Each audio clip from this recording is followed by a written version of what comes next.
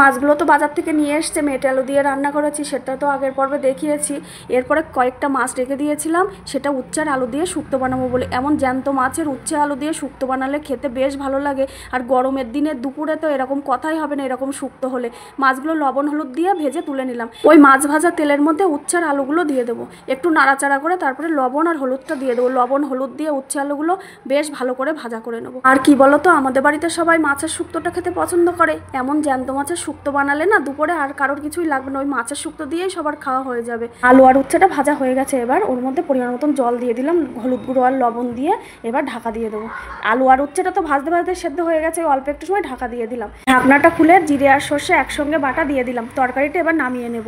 কড়াইটা আবার পরিষ্কার করে বসিয়ে দিলাম। কড়াইয়ের মধ্যে সর্ষের তেল দিয়ে ওর মধ্যে কয়েকটা ভাঙা বড়ি ভেজে নিলাম। তরকারিটা সোমরানোর হয়ে গেছে, এরপরে ওর মধ্যে ভাজা মাছগুলো দিয়ে একটু ফুটিয়ে নামিয়ে নিলেই কিন্তু রেডি উচ্ছের শুক্তো।